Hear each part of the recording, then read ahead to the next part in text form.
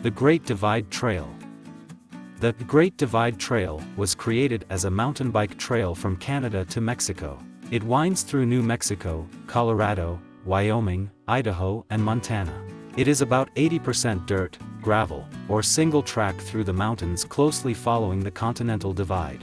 A paperback was published listing the mountain trails and giving instructions to turn left at the fork, etc. I purchased a small GPS and proceeded to convert the booklet instructions to GPS waypoints. No routes, no tracks, just waypoints with right or left to the next section. The little Etrex GPS had a limited memory and would only hold a day's worth of waypoints and data. I had printed out the complete listing of GPS coordinates and information and used that to re-enter the points in the GPS each evening after the day's ride. Our plan was to start in New Mexico and proceed north with our group of myself, Randy Cochran, Donnie Chick, Steve Dozier. I had estimated the distance we might cover in a day, and the plan was for the vehicle and trailer to purchase food, gas, and meet up with the cycles at a campsite each evening. I had also produced a route for the vehicle to follow because he would have to stay on roads, not the bike trails. Donnie had ridden motorcycles as a kid but did not own one at this time. He purchased an old Yamaha and we equipped it just for this trip. The standing joke was that you could find the trail by following the parts that fell off that old bike.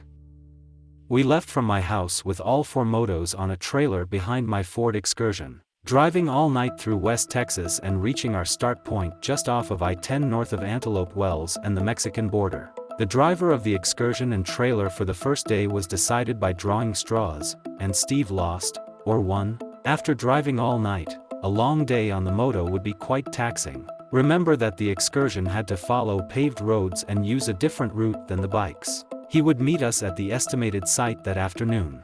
We followed the desert track north and had Mexican food for lunch in Silver City, New Mexico. Leaving Silver City, we rode by one of the largest open silver mines in the world, stopped for photos and headed north along Jeep-type roads. We reached our first meeting point that afternoon, but no Steve in the excursion.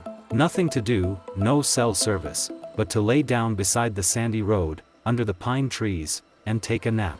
After an hour or so, Steve came driving up the paved intersecting road and we picked out a campsite up the dirt road away. Everyone set up their tents, but I claimed the back seat of the excursion for my bedroom of choice. A campfire, food, talk of the trail, moto maintenance, and the first day was complete.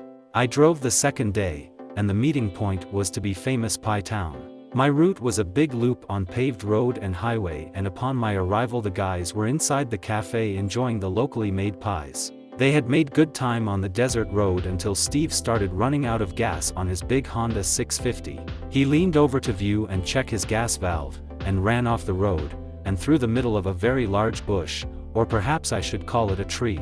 Amazingly very little damage to himself or the bike considering the gap in the tree he had created. Also, what little gas that was left in the bike was completely drained out as it lay on its side in the desert ruts. Being our first big trip, no one had extra gas or equipment for this emergency. Randy walked down the road and found the ever-present beer can and promptly loosed the fuel feed tube on his bike, thus per beer can, transferred fuel to the empty Honda.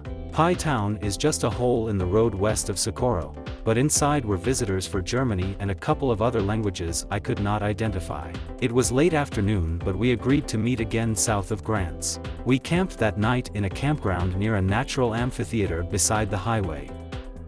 The third day started with a ride up the highway to Grants. North of Grants we started a true desert adventure. The trail was through a flat desert with mesas and small mountains off to the east. It wound along loose sand tracks until crossing deep auroras every mile or so. We stopped for a rest and pee break, and while sitting on the sandy berm in the vast desert, Steve's cell phone rang. There had been no cell service for the trip so far, and we thought the group was in the middle of nowhere. His wife had problems with their electric gate back in Texas and called Steve for help. Upon looking at the maps, we were just northwest of Albuquerque with flat desert in between. Shortly after this, we took a wrong turn, and the trail disappeared. We continued north and finally found a track to the highway and Cuba, New Mexico. After Cuba it was on to Abiquiu, then out of the desert into the mountains and Hopewell Campground. The excursion met us here, just over the border in Colorado, just off Highway 17.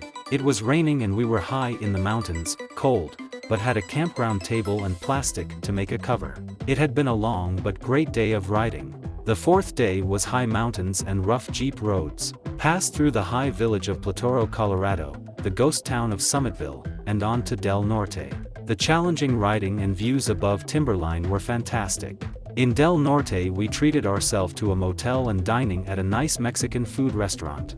Day 5 headed out north from Del Norte with a section through a sandy wash and desert monolith standing alone, creating dark morning shadows that contrasted with the bright blooming cactus of the desert. I was driving the excursion this day, but can describe the terrain because since that first time, have ridden this part of the route 3 other times. After some great riding, the route joins Highway 50 at Doyleville, then on to Sargent's, where you take the Jeep Road over Old Marshall Pass. The group spent night 5 in Salida and checked out the bars that evening. Steve Dozier revealed a story about riding during one of the early morning raining and foggy days. He was behind the group and had lost sight of the motorcycles ahead due to his fogged-up goggles. Thinking that he should pause, clean up the inside lenses, and catch up later, he slid to a stop on the mountain trail. As he pulled off the goggles, there, right in front of him were the other riders, waiting on him to catch up. They did not realize that Providence had told him to stop, or he would have plowed right into them in his blindness. Leaving Salida on day 6, we crossed the mountain range just east and rode up a high desert gravel road to Como. There had been some rain and the bikes by this time were covered with mud and worn from the travel of the previous days. Needing fuel, we rode up the highway a mile or so to a filling station. While the group lined up at the pumps, another set of 4 riders pulled into the station also. They wore fresh, new, European black leathers, and rode new shiny sport bikes. It was like 2 different species were meeting as they eyed our motley bunch. We, however, found that both species spoke the same language, which was motorcycles. They were from the East Coast, had flown into Denver Airport, shipped their bikes by motor carrier, and ridden that day from Denver. After questioning us about our route and the mud-covered bikes, they expressed disbelief that we had followed the Jeep trails all the way from Mexico. Leaving the station we passed through Como, lunch in Breckenridge, Silver Thorn, and a little further north. We had planned on camping out that night, but it started sleeting, snowing, and raining, all at the same time. Luckily, we found a nice lodge and spent the night in comfort with fine food. Everyone in the group could not be away from their jobs for more than this extended week. So, we left out this 7th day of riding for our last time on the motos this trip. We rode that morning by Green Mountain Reservoir and on to Kremlin, where we met the excursion and loaded the bikes for the long trip back to Texas. The stories and tales of crashes, rocks, food, bike problems, would last till the final stage of the trip, where we would be joined by new blood, new bikes, new trucks, and new trailers. The next year we drove straight to Kremlin, Colorado to unload the bikes at exactly the spot that we ended the previous summer. We had the same 4, myself, Randy, Steve and Donnie, but another vehicle and trailer. There was Mark and his dad, who was a salesman working with Donnie. Bill, a customer and friend of both Mark and Donnie. Brian Atwood, a friend of mine for many years.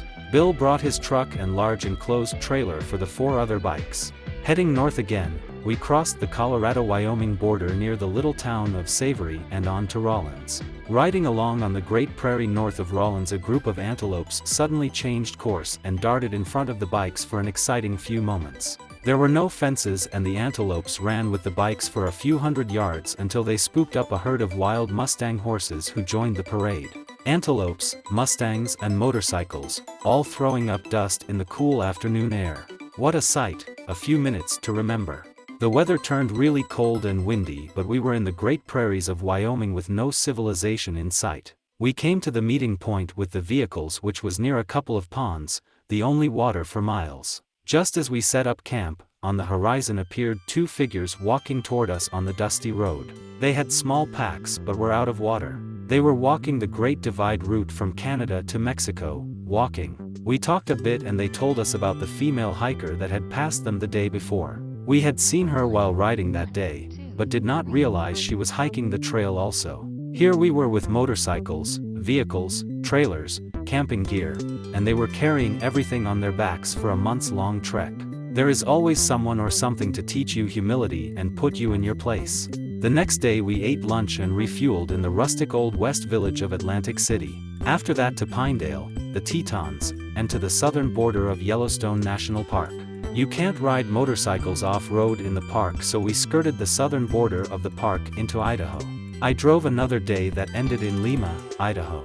I arrived and waited several hours, starting to worry about the bikes and their whereabouts. Donnie had taken over the route finding with my GPS, and though he denied it, had put on several miles while being lost. All was well upon their arrival, and we found a wonderful steakhouse in this little town. The rustic restaurant had a big open fire grill in the middle of the dining area, and you could cook your own steak to your choice of perfection. I don't remember the camping locations, but some of the incidents come to mind. Brian's bike quit with a stopped-up carburetor. Steve skidded into someone and the crash bunged up an ankle. Steve hid his hoard of cookies under the seat in the excursion, where I slept each night, with the doors open. An open invitation to the bears that we were warned about in every campground. I only learned about this on our way home. And then there was Fleecer Ridge. We had entered Montana, and the stories had all been about the trail section of Fleecer Ridge. Most of the larger bikes just detoured around this section, but it couldn't be that bad for us experienced trials and motocross riders. I was leader, as usual, that day. The trail had gone from Jeep road to single track, to what looked like an animal trail, probably from lack of use. Unexpectedly, a great wall of rocks, cactus, and buckbrush rose in front of me from the alpine meadow we had been riding up. I stopped to calculate the path and probability of riding up the baseball-sized rocks lining the 60-degree incline. Without warning, and a burst of speed, Donnie went tearing up the rock-strewn, 2-foot-wide, straight-up path. He made it about halfway up before the rollers stole all traction, speed, and momentum from his impulsive run at the ridge. I watched and decided that my trials riding experience might make it possible to zigzag up the ridge while dodging the bristling buckbrush and cactus. I also made a high-speed run of the path until my momentum was stolen, but then angled to the right over the virgin soil till I reached the forest edge, then lifted the front wheel without stopping, and zagged back to the left. The incline angle of the ridge started to decrease and the bike kept struggling up until I was near the top all alone. I parked the bike on my kickstand and started walking back toward the edge to see what was happening below. A roar with clouds of dust and Donnie appeared, parked his bike, and we walked further toward the edge of the ridge. We watched Mark make at least 3 attempts before he got tired of dragging his bike back down. Bill also had failed and made several attempts after flipping his bike and watching it crash and bounce end over end down the incline. Donnie decided to walk down and help Bill right the bike. Far below, I could see Randy waiting with Mark, and Donnie mounting Bill's motorcycle. A roar and cloud of dust and Donnie came tearing up the ridge on Bill's bike, which he also parked by ours on top.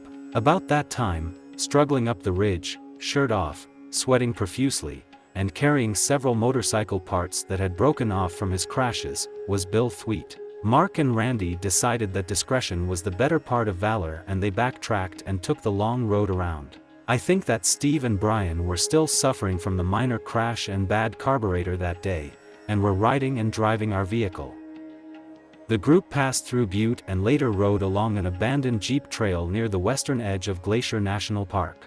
The Jeep road was cut from an impossibly steep mountainside with near vertical walls above and sheer drops below. It had grown up from disuse and saplings more than head-high covering the road. There was only a narrow path so the handlebars of the bikes could fit through the young trees. For the last few days, we had been warned about having food around the campsites, for there were many grizzly bears in the area.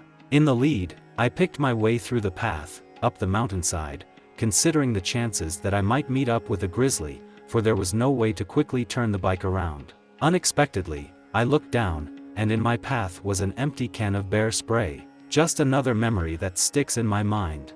We spent that night in Eureka, just south of the US-Canadian border. Next morning, we mounted up and rode to the border crossing, parked the bikes in a neat row, stood behind the bikes in front of the Canadian border sign, and took photographic proof of our manly feats and conquerings. The road was split and fenced so that we had to actually ride around the guardhouse, across the border into Canada in order to return. The Canadian guards watched us taking pictures, and when we stopped at the station, they asked our intentions. We explained that we just wanted to turn around and return to the US, but they insisted on checking for identification, asking about firearms, and generally making asses of themselves. So we went through the motions, rode 10 yards into Canada, turned around and exited back toward the US, where they stopped us again. Canadians and Texans just don't gee and haw together well. Need I say, the trip back from the Canadian border to Texas was a long one.